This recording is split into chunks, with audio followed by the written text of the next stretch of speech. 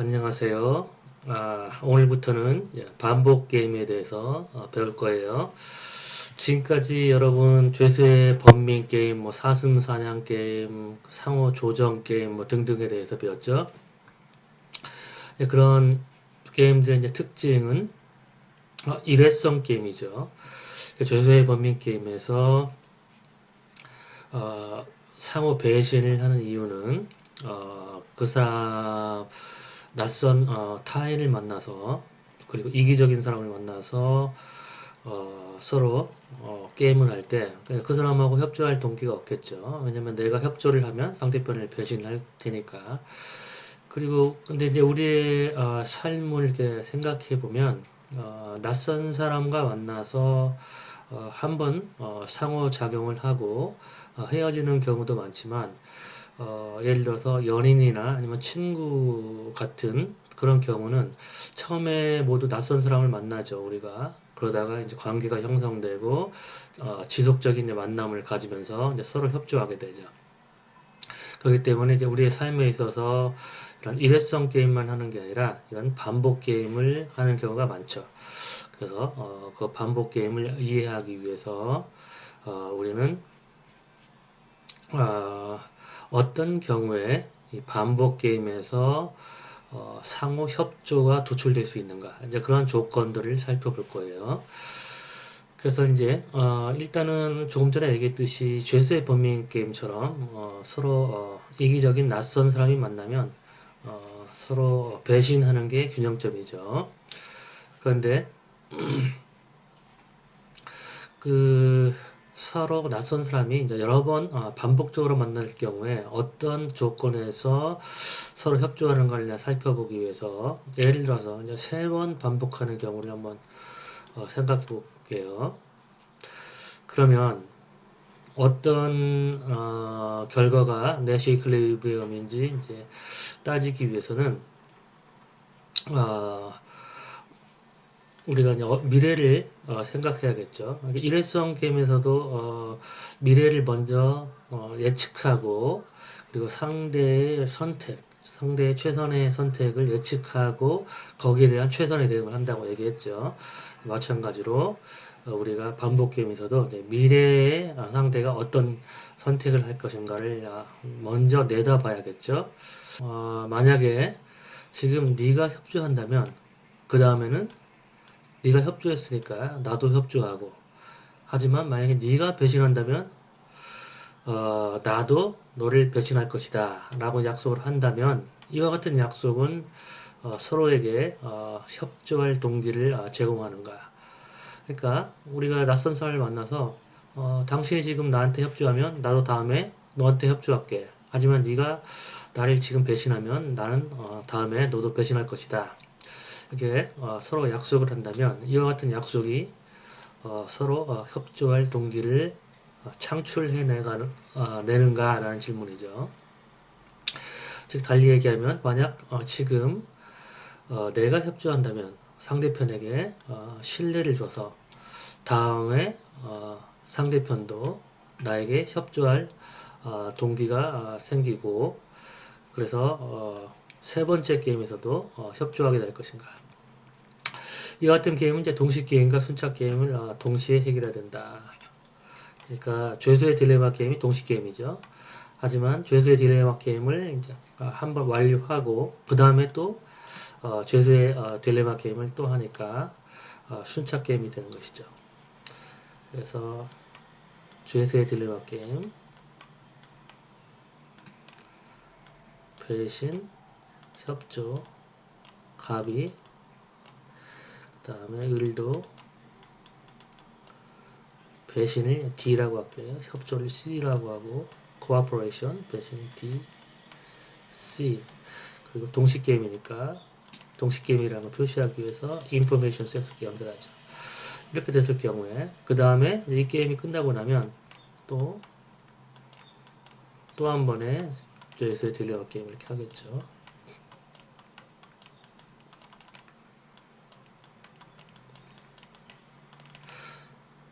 이게 이제 두 번째 단계에서 죄수의 딜레마 게임을 하고 또 세 번째 단계에서도 마찬가지로 이런 식으로 그래서 첫 번째, 두 번째, 세 번째. 이와 같은 이제 게임을 풀려면 맨 마지막 단계에서 어떤 선택을 할 것인가를 예측해서 backward deduction, 미리 앞을 내다보고 거꾸로 추론하는 그 과정을 겪어야겠죠. 그래서 미래를 예상해서 현재의 선택을 이제 추론해야겠죠. 그러니까 look ahead, 미리 앞을 내다보고 그 다음에 역으로 우리가 추론을 해야 된다는 거죠. 그리고 균형점은 자기 강화적인 전략. 그러니까 상대 선수의 선택에 대응한 나의 선택이 최선의 선택이라고 확신하기 때문에 그 선택을 지속적으로 하는 것이죠. 이와 같은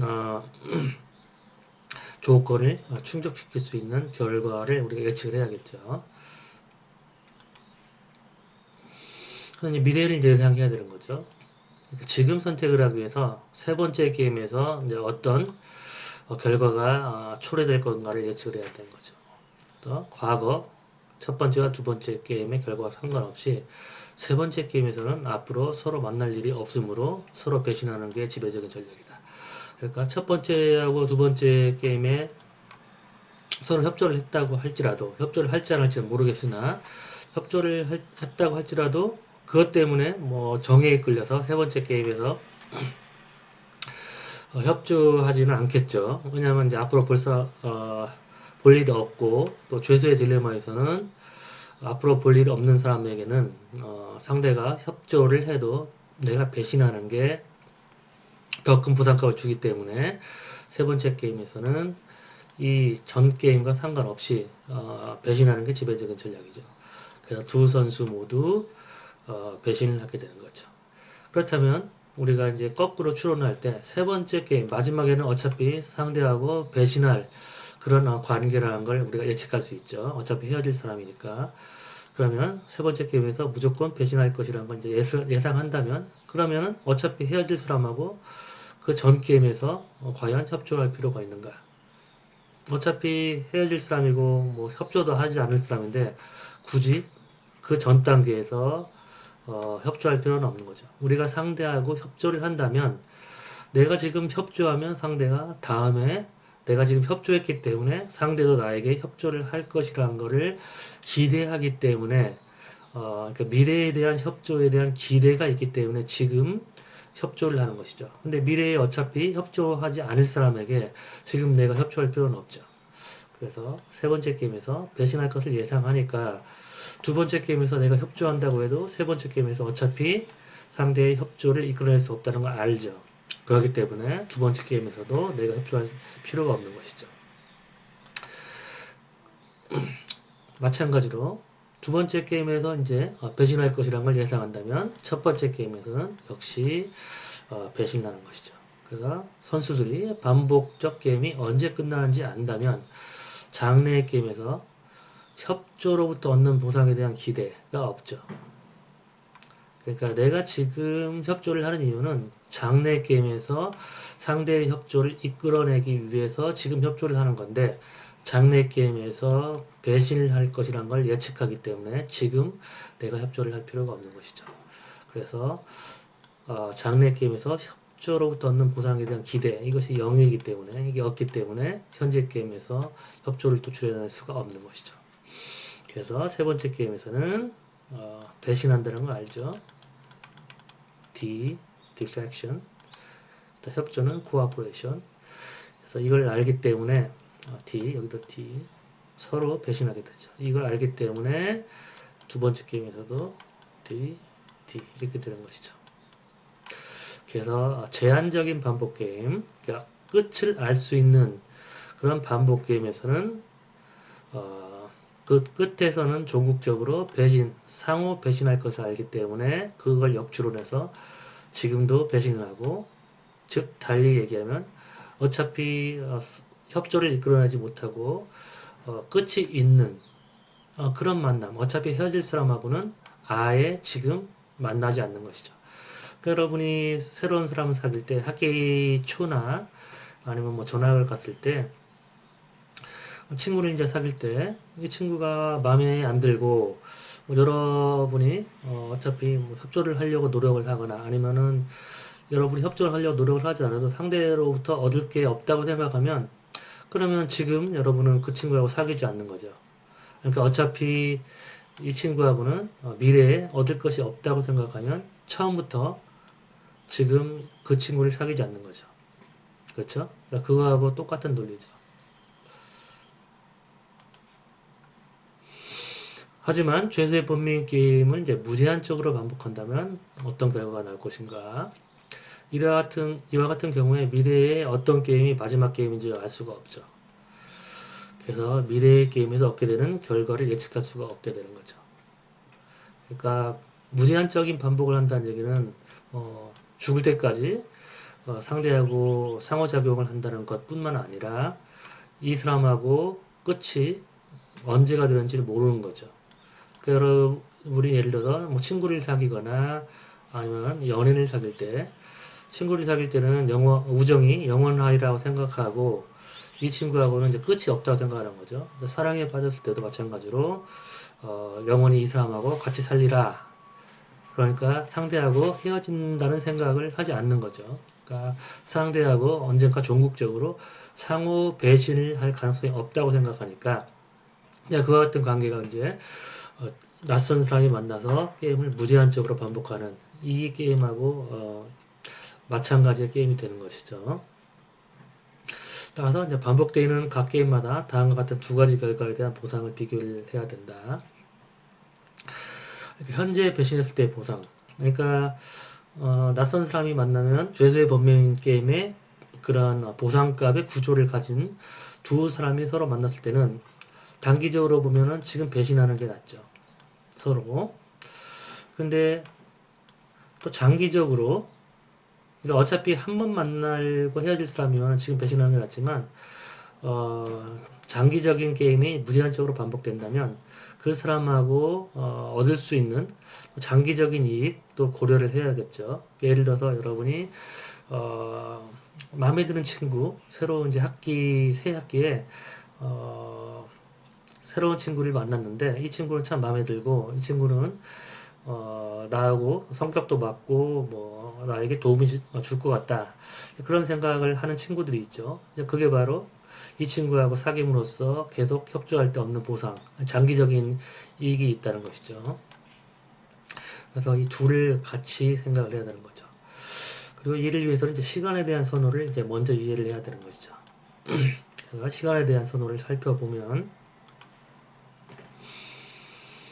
시간에 대한 선호는 이제 현재와 미래의 보상을 비교해서 우리가 선호가 결정되는데 미래의 가치를 높게 평가할수록 시간에 대한 선호가 높은 사람이죠.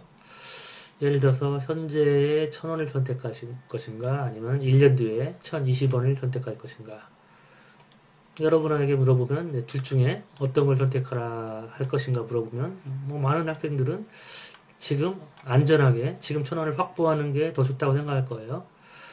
그러면은 대부분의 학생들은 이제 이걸 선택하는데 이제 1년 뒤에 여러분이 가질 수 있는 액수를 얻을 수 있는 액수를 증가시키면 예를 들어서 여러분이 지금 1,000원을 선택하실 것인가 아니면 1년 뒤에 2,000원을 선택할 것인가 그러면 조금 생각이 달라질 수 있겠죠. 하지만 돈 단위가 너무 작아서 뭐 차라리 뭐 1년 뒤에 1,000원 더 갖느니 지금 확실하게 1,000원을 갖겠다. 그게 더 낫다고 생각하는 학생도 있겠죠. 하지만 돈 단위를 좀 높여서 예를 들어서 여러분이 현재 10억 원을 선택할 것인가 아니면 1년 뒤에 20억을 선택할 것인가 그렇게 하면 좀 얘기가 달라지죠.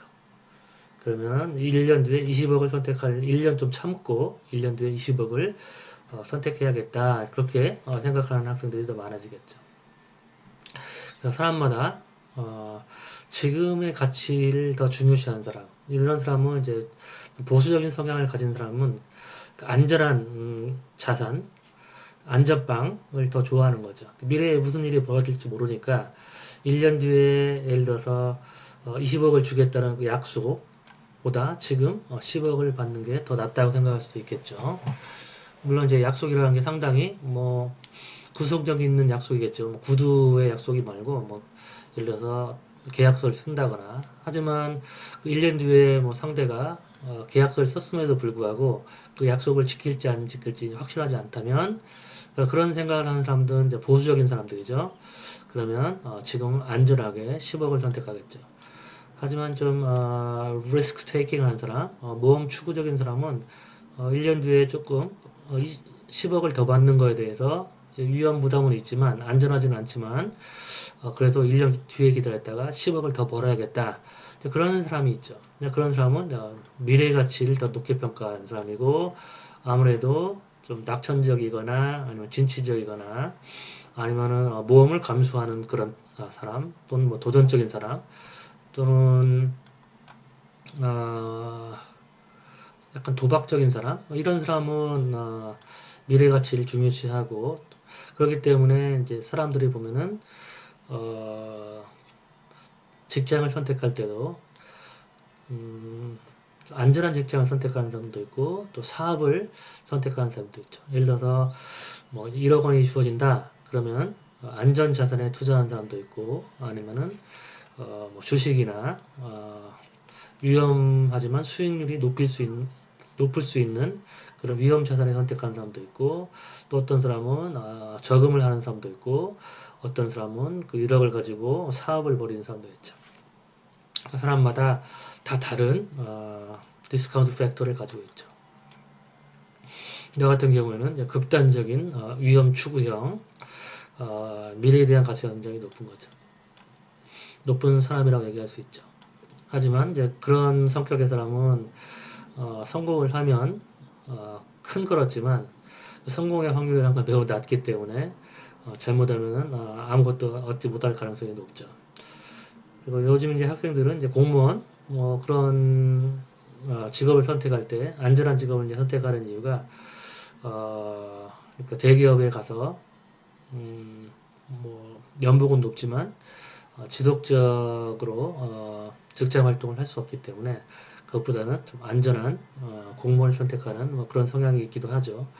그리고 또 이제 뭐 연금에 대한 혜택도 다르고 사람마다 미래 가치가 다르고 그 얘기는 달리 표현하면 이 할인율이 다르다는 거죠. 그러니까 미래에 가치는 사람들은 주로 이제 할인을 하는데 그러니까 지금 안전하게 확실한 선택을 하는 게 미래에 불확실한 선택을 하는 것보다는 더 안정적으로 이익을 추구할 수 있다고 생각하기 때문에 사람들은 미래의 가치보다는 현재의 가치를 높게 평가하죠. 그렇기 때문에 미래에 얻을 거에 대해서는 디스카운트, 할인, 그러니까 가치를 깎는다는 얘기죠. 가치를 낮게 평가한다는 거죠. 할인율은 미래를 높게 평가할수록 또는 모험 추구적일수록 이 델타, 디스카운트니까 D죠. D의 그릭 레어는 델타니까 이 델타를 미래를 중요시할수록 높게 평가하고 미래를 에 대한 불확실성에 대해서 불안해할수록 델타를 작게 평가하겠죠. 그래서 델타의 최대값은 1이 되겠죠. 근데 뭐 1일 가능성은 거의 없고 대부분의 사람들은 1보다 작겠죠. 델타가 1이라는 얘기는 지금 1,000원이나 미래 1,000원이나 똑같이 똑같은 값어치를 둔다는 얘기니까 그런 사람은 없겠죠. 누구나 지금 확실한 걸 더 중요시하죠. 할인율은 자산의 가치가 일정 기간이 지난 뒤에 얼마나 줄어드는가를 얘기하는 거고 당연히 일정 기간이 지나면 미래에 얻을 것에 대한 가치는 줄어들겠죠. 불확실성 때문에. 예를 들어서 1년 뒤에 1020원을 받을 수 있는 물건을 지금 얼마를 주고 살 것인가. 1년 뒤에 1020원을 받을 수 있다는 것은 불확실성이 있기 때문에 지금 이걸 돈 주고 산다면 이보다는 1020원보다는 더 낮은 가격을 주고 사겠죠. 그래서 모든 사람의 선호에는 시간에 대한 선호가 있으며 이거를 디스카운트 팩터로 측정한다. 그래서 여기에 대한 대답을 하기 위해서는 예를 들어서 이와 같은 질문을 던지면 되겠죠. 지금 1,000원을 가질 것인가 아니면 1년 뒤에 1,020원을 가질 것인가. 그래서 만약에 지금 1,000원과 1년 뒤에 1,020원의 차이를 못 느끼는 사람 이걸 똑같다고 생각하는 사람은 1020원 미래의 가치에 디스카운트, 할인을 해야 되죠. 그게 바로 미래의 가치를 할인한 그 가치가 현재 가치하고 이제 똑같다고 생각하는 거죠. 미래의 1020원인데 그거를 할인을 했을 때 지금 1000원과 값어치가 같아진다고 생각하는 거죠. 그래서 델타는 이렇게 계산하면 0.9804가 되는 것이죠. 지급 1000원을 원하는 사람은 이 1020원을 할인한 그 가치보다 지금 1000원이 더 크다고 생각하니까 이런 사람의 할인율은 1000 할인율은 0.9804보다 더 작게 되는 거죠. 그리고 반대로 지금 1000원보다 미래의 1020원을 더 높게 평가한 사람은 부동호가 바뀌게 돼서 델타가 0.9874보다는 더 큰 사람이죠. 할인율이 높을수록 미래의 가치를 높게 평가하고 참을성이 많고 또는 도전적이고 또는 리스크 테이킹, 모험 추구적이고 그렇다고 얘기할 수 있는 것이죠. 그래서 우리가 의사결정을 할 때는 이 할인율을 적용을 하죠. 이제 미래에 대한 가치를 우리가 생각할 때 미래에 대한 가치를 할인을 해야 되니까 그래서 현재와 미래의 보상을 비교하기 위해서는 미래의 보상값을 현재 가치로 우리가 바꿔야 되는 거죠. 그래서 기간 T 후에 1년, T가 1년, 2년, 3년이 될 수도 있고 한 달, 두 달, 세 달이 될 수도 있죠. 그리고 델타는 만약에 T의 단위가 년이라고 하면 1년에 대한 할인율을 얘기하는 거죠. 연 할인율.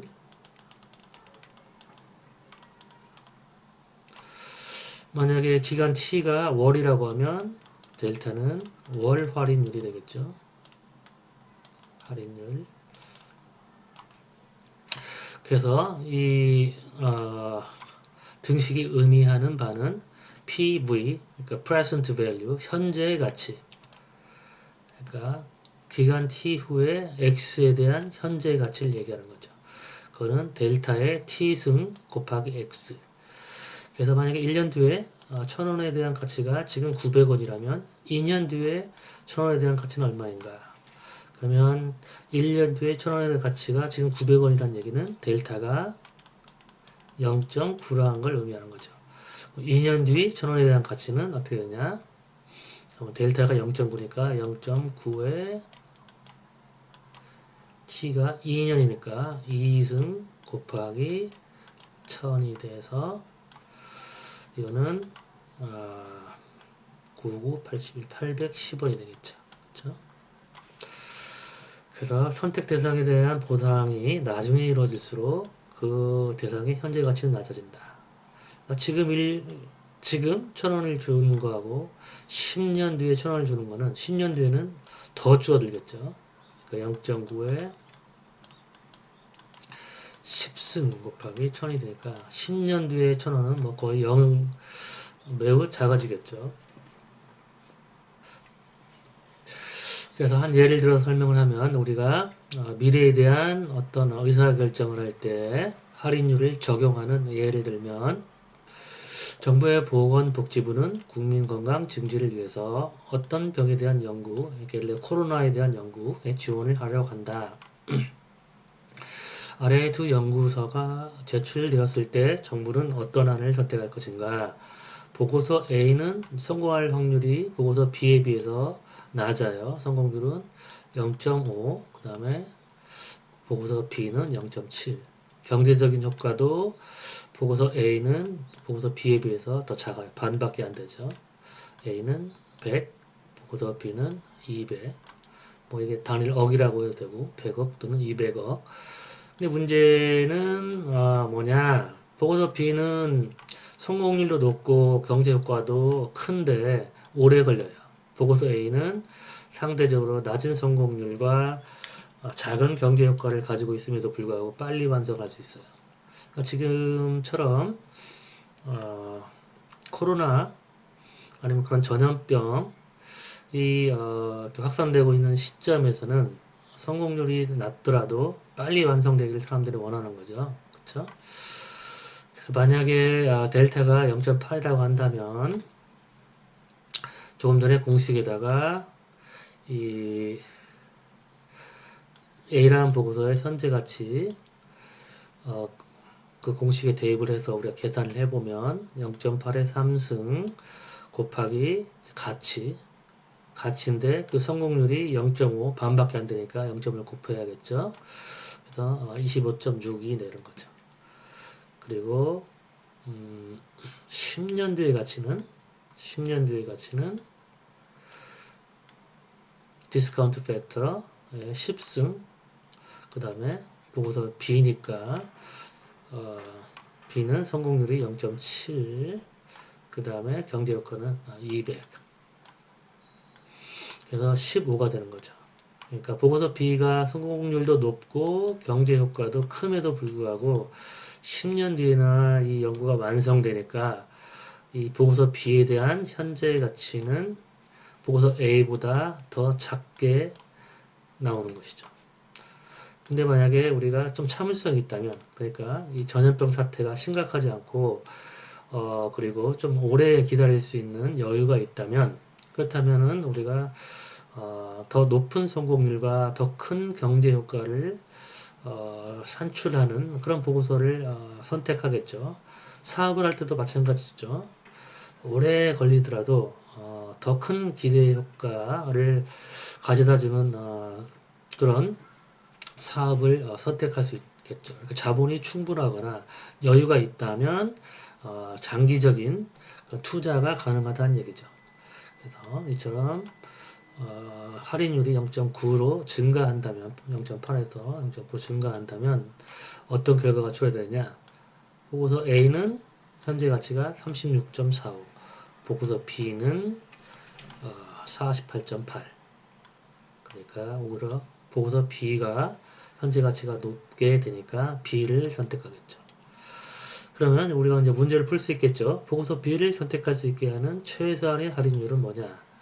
그러니까 보고서 A에 대한 현재 가치, 보고서 B에 대한 현재 가치인데 보고서 B의 현재 가치가 더 커야 되니까 이 부등식을 풀면 되겠죠. 그래서 PVA는 이게 되고 B는 이게 되니까 델타로 풀면 0.863보다 델타가 클 때 보고서 B가 채택되게 되겠죠. 그렇다면 언제 보건복지부는 높은 할인율을 가질 것인가? 조금 전에 얘기했던 대로 여유가 있을 때, 즉 보건부 복지 예산에 대한 장기적인 확보가 가능할 때 예산이 충분하고 그리고 또 정권이 바뀌지 않고 지속적인 정권이 유지되거나 그리고 한번 확보된 예산을 쉽게 바꿀 수 없을 때 그럴 경우에는 여유 있는 투자를 할 수 있겠죠. 그리고 또 병이 치명적이지 않거나 전염성이 약할 때 그럴 때는 성공률이 높고 경제 효과가 큰 그런 연구를 해야 되지만 전염병의 확산이 심각할 때는 이런 오래 기다릴 그런 여유가 없으니까 빨리 연구를 완성해서 경제 효과가 작거나 성공률이 낮더라도 빨리 완성하는 게 더 중요하겠죠. 그럴 경우는 우리가 할인율이 낮다는 것을 의미하는 거죠. 그러니까 기다릴 여유가 없으니까 참을성이 없으니까 낮은 할인율을 갖게 되겠죠. 자, 그러면 이제 우리가 미래에 대한 의사결정을 할 때처럼 할인율을 우리가 항상 생각을 해서 의사결정을 하게 되는 거죠. 게임 역시 우리가 친구를 사귈 때도 이 친구에 대한 가치가 미래에 대한 가치를 생각을 하겠죠. 그러니까 친구가 나에게 도움이 많이 된다고 생각할 때 그리고 또 어떤 사람은 굉장히 사람을 믿는 사람, 낙천적인 사람, 사람에 대한 신뢰가 강한 사람, 그런 사람은 주로 이제 높은 할인율을 갖겠죠. 그러니까 타인을 믿지 않는 사람, 그리고 좀 보수적인 사람, 그리고 친구를 만났는데 상대가 별로 도움이 되지 않는다, 도움이 될 것 같지 않다. 그런 경우에는 낮은 할인율을 갖겠죠. 그럼 여러분이 이미 어느 정도 예측을 할 수 있겠죠. 죄수의 범민 게임이 지속적으로 무제한적으로 반복될 때 어떨 때 상호 협조가 도출되는가? 그 중에 하나 중요한 조건은 뭐냐면 할인율. 그러니까 상대로부터 얻을 게 많거나 아니면은 내가 낙천적이거나 그런 사람은 상호 협조를 할 가능성이 높고, 그리고 또 뭐 사랑에 빠졌을 때 연인과의 관계일 때는 이 할인율이 거의 뭐 1에 가깝게 되겠죠. 맥시멈. 사랑에 빠졌을 때는 이제 상대가 없으면은 살 수 있을 것 같지 않으니까. 뭐 이럴 경우에는 할인율이 뭐 1을 넘어설 수도 있을까요? 지금보다도 미래의 가치를 더 높게 평가한다면, 그러면 사랑에 빠진 경우에는 할인율이 1보다 더 높게 되는 거죠. 하지만 친구하고 관계도 그렇고 연인 간의 관계도 이제 할인율이 처음과 같이 항상 유지되는 건 아니죠. 또 이제 관계가 지속되면서 이제 상대에게 실망하게 되고 상대가 이제 모르는 걸 알게 되고 그러면 이제 할인율이 이렇게 변하는 것도 우리가 감안을 할 수 있겠죠. 근데 이제 수업 시간에는 이제 할인율이 이제 변하는 거는 우리가 고려하지 않고 초기 할인율을 가지고 우리가 죄수의 범민 게임이 반복될 때 어떤 조건에서 상호 협조가 도출될 수 있는가를 이제 살펴볼 거예요. 그래서 죄수의 범민 게임, 일회성 게임에서는 상호 협조가 도출되지 않기 때문에 상호 협조를 도출하기 위해서는 제도적인 그런 유인책을 써서 협조하는 경우에 보상을 하거나 서로 배신을 하면 처벌을 통해서 우리가 상호 협조를 이끌어낼 수 있다고 얘기했는데, 이처럼 무제한적인 반복 게임에서는 그런 처벌과 보상을 하지 않아도 우리가 협조를 이끌어낼 수가 있어요. 그러니까 일회성 게임에서는 주로 낯선 사람끼리 상호 배신을 하니까 인간의 삶에 있어서 상호 배신을 없고 서로 믿을 사람은 하나도 없기 때문에 지구에서는 믿을 사람은 나밖에 없어. 아무도 서로 협조하지 않는 그런 결과가 도출되겠죠. 하지만 실제 우리의 삶에서는 사람들끼리 장기적인 관계를 유지하고 서로 협조하면서 조화롭게 살죠. 그 중에 이유 중에 하나가 어떤 제도적인 유인책이 없어도 무제한적인 반복을 하게 된다면 상호 협조가 도출될 수 있다는 것을 우리가 경험적인 세계를 통해서 알 수가 있는 경우죠. 다음 시간에는 조금 더 엄밀하게 예를 들어서 어떤 조건에서 상호 협조가 도출되는지를 우리가 분석할 거예요. 그러면 오늘 수업은 여기까지 할게요. 수고했어요.